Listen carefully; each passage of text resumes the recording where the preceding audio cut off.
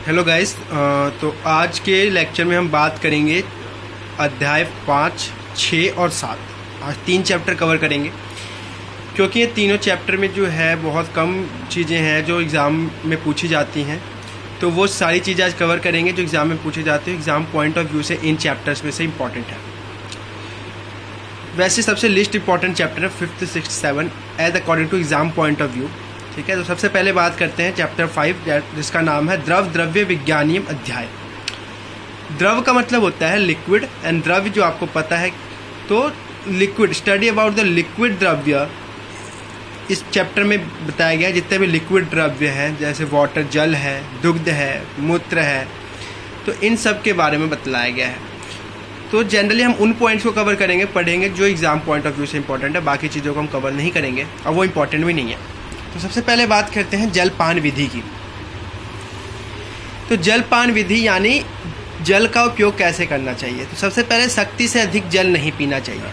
ठीक है, बहुत मॉडर्न डॉक्टर्स हैं जो आपको सलाह देते हैं कि बहुत अधिक पानी पीना चाहिए, जितना हो सके कैपेसिटी के साथ, परंतु ऐसा नहीं होता। जितनी हमारी शक्ति है उससे अधिक पानी नहीं पीना चाहिए। तथा जिन व्यक्ति को पांडु रोग हो यानी जॉन्डिस हो, उदर रोग हो, अतिसार हो, अर्श रोग हो, ग्रहणी रोग हो, शोष यानी रात यक्ष्मा, ट्यूबरक्लोसिस तथा शोथ रोग, सूजन हो, इन सब से जो व्यक्ति युक्त होता है उससे युक्त पुरुषों को, यहाँ पुरुष का मतलब सिर्फ मेल नहीं है, ये पुरुष का मतलब शरीर है, तो उन मनुष्यों को थोड़ा जल पीना चाहिए।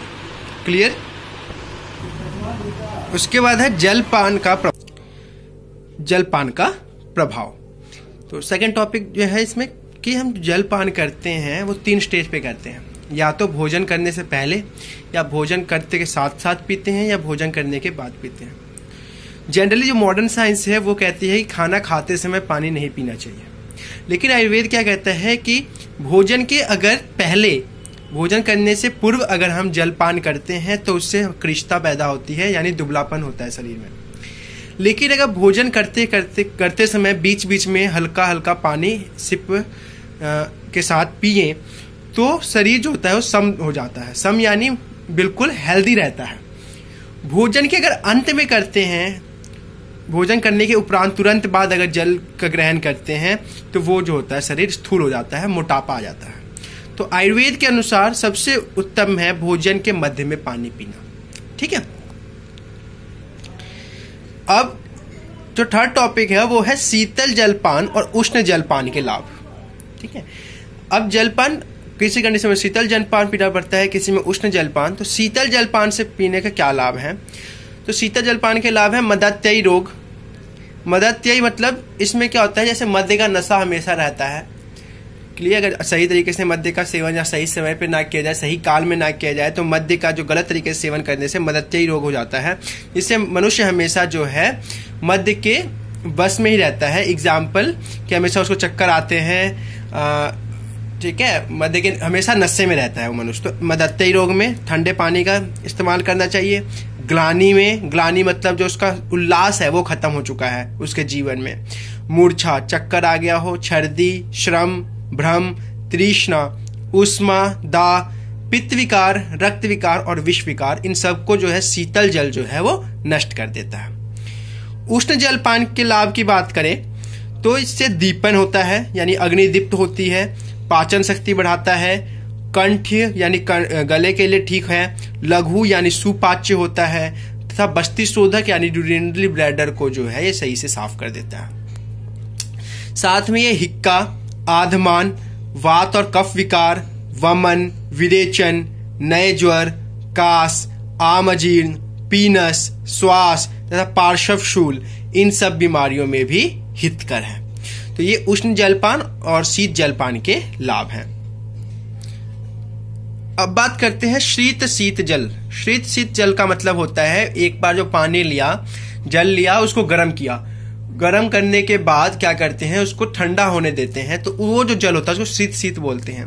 और ये जो जल जिसको उक्त विधियों से पका दिया गया हो उसका शीतल किया हुआ जल जो है अभिसंधि नहीं होता, यानी जो है स्निग्धता ज्यादा नहीं होती उसके अंदर, और वो लघु होता है यानी सुपाच्य होता है।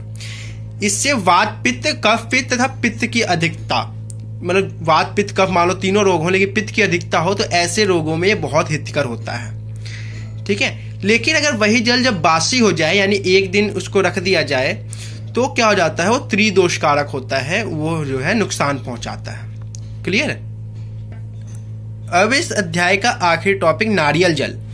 नारियल जल जो होता है वो स्निग्ध होता है, मधुर स्वाद का होता है, वृष्य होता है यानी वीर्यवर्धक होता है, शीतल होता है तथा लघु होता है। ये प्यास, पित्त विकार और वात विकार को नष्ट करता है।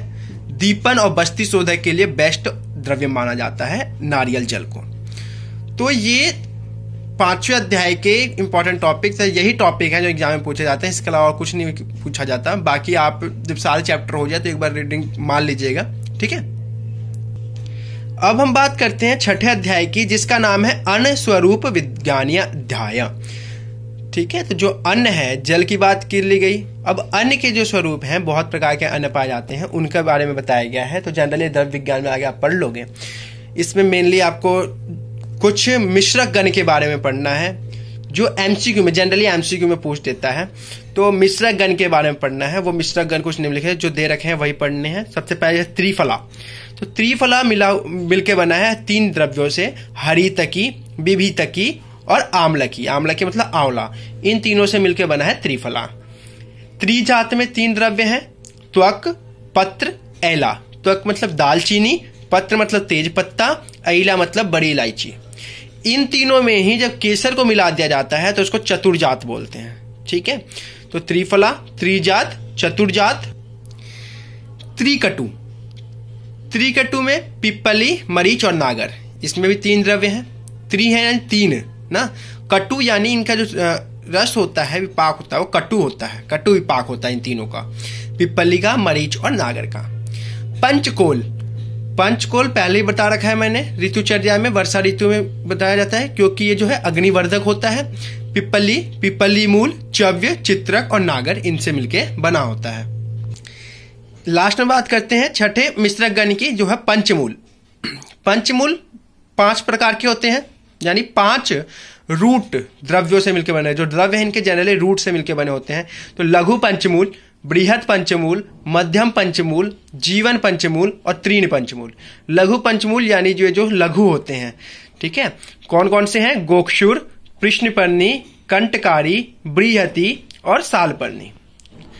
बृहत पंचमूल ये गुरु होते हैं, बिल्व, कास्मर्य, तरकारी, पाटला और टिंटुक।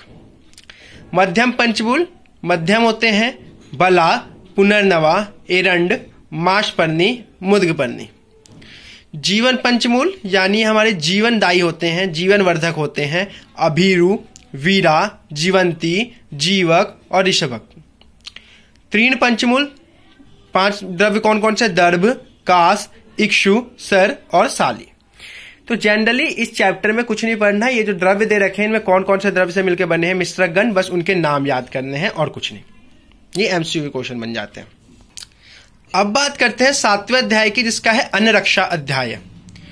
तो इसमें कुछ नहीं पढ़ना, 2 टॉपिक, एक विरुद्ध आहार और एक है उपस्तंभ। तो विरुद्ध आहार जनरली क्या होता है, आहार जो होते हैं, कुछ आहार अगर अकेले सेवन किया जाए तो हमारे शरीर का वर्धन करते हैं, शरीर के लिए बहुत अच्छे होते हैं। लेकिन अगर उनको किसी और द्रव्य के साथ मिला के खाया जाए, विशेष किसी द्रव्य के साथ, तो वो हमारे शरीर के विपरीत काम करते हैं, हमारे शरीर का ह्रास करते हैं। ठीक है, और ये विष के समान कार्य करते हैं। तो ऐसे कुछ विरुद्ध आहार के एग्जाम्पल हैं, जैसे दूध के साथ मछली, आनूप मांस, अम्ल रस प्रधान पदार्थ, फल और मटर, इनका सेवन नहीं करना चाहिए, ये विष के समान माने जाते हैं। हरे पदार्थ यानी हरी सब्जियों को खाने के बाद दूध नहीं पीना चाहिए। मुर्गे के मांस जो है दही के साथ नहीं खाना चाहिए। उड़द की दाल के साथ मूली नहीं खाना चाहिए। केले को दही के साथ नहीं खाना चाहिए।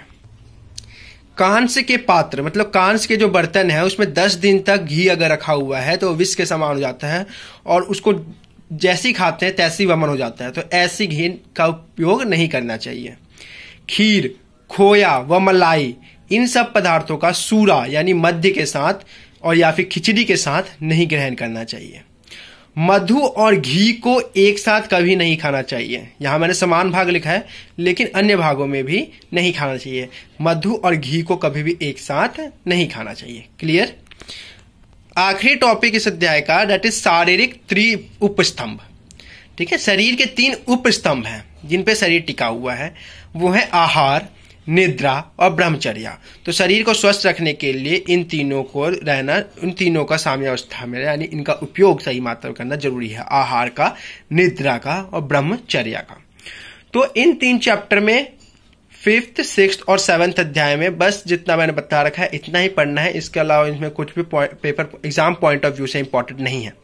ठीक है, बाकी आप चैप्टर को रीडिंग कर लीजिए, रीडिंग करना चाहें तो कर लीजिएगा। ठीक है, मेरी तरफ से 5th, 6th, 7th chapter complete. That's all. Thank you.